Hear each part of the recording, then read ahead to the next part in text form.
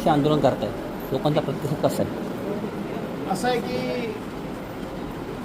हे राम मंदिर उभं राहावं याकरता अनेकांनी आपलं योगदान दिलेलं आहे. अनेकांनी आपलं दान हे राम मंदिराच्या उभारणीकरता म्हणून दिलेलं आहे.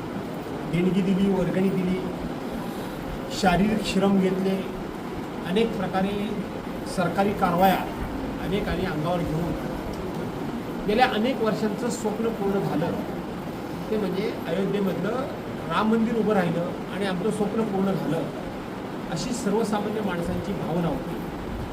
परंतु ज्या श्रद्धेने लोकांनी प्रभू रामचंद्राकरता देणगी म्हणा, दान दिलं, त्याच्यावरच डल्ला मारण्याचं काम ज्यांच्याकडे विश्वस्त म्हणून दान दिलं त्यांनी केलं. आणि त्यामुळं सर्वसामान्य माणसाचा या घडलेल्या प्रकाराबद्दल खूप अशा पद्धतीचा संताप आहे, चीड आहे, राग आहे. आणि राग असून ज्यांनी ह्या सर्वाचं श्रेय घेतलं ते याबाबत एक शब्द बोलायला तयार नाही.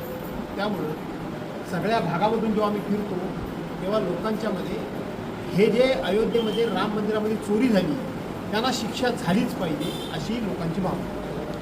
विधानसभेचे अध्यक्ष सभेचे राहुल नार्वेकर यांनी निर्णयाची कपिल सिब्बल यांनी अक्षरशः चित्रपट केली. आज झालेल्या सुनावणीत कपिल सिब्बल यांनी जोरदार बाजू मांडली. तुम्ही नेता म्हणून तुम्हाला काय वाटतं? असं आहे की राहुल नार्वेकरांना एका गोष्टीचं भान राहिलेलं नाही की आपण विधानसभेचे अध्यक्ष आहोत. अर्थात राहुल नार्वेकरांचं एकंदरीत वर्तन आणि त्यांचं काम आणि त्यांची वागण्याची पद्धत बघितली तर विधानसभेचा अध्यक्ष हा कुठल्याही पक्षाचा नसतो, त्याची भूमिका ही पक्षातीत असली पाहिजे. परंतु राहुल नार्वेकरांसारख्या व्यक्तीकडून अशा गोष्टीची अपेक्षा करणं हे चुकीचं आहे. सध्या राज्यभर रस्त्यावर खड्ड्याचा विषय गाजतोय. तुमच्या मतदारसंघातील रस्त्याची परिस्थिती काय आहे? खराब झालेल्या रस्त्याबाबत जबाबदार कोण? असं आहे की संपूर्ण रत्नागिरी जिल्ह्यातल्या सगळ्या मतदारसंघातले रस्ते बघा आणि माझ्या मतदारसंघातले रस्ते बघा. 10 वर्षापूर्वी केलेले अनेक रस्ते असे आहेत की त्याला एक खड्डासुद्धा नाही.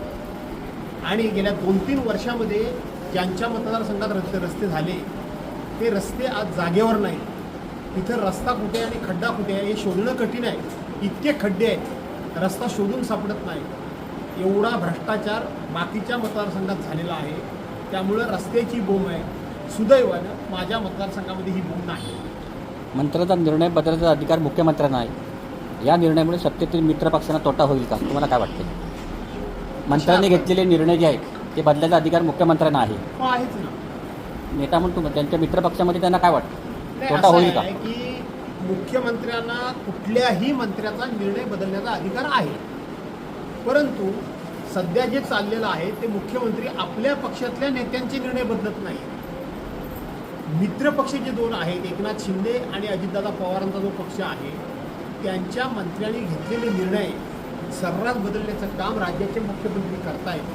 त्यामुळं राज्याच्या मुख्यमंत्र्यांनी सर्वांकडे समन्यायानं बघितलं पाहिजे. मुख्यमंत्री हा संपूर्ण राज्याचा पालक असतो.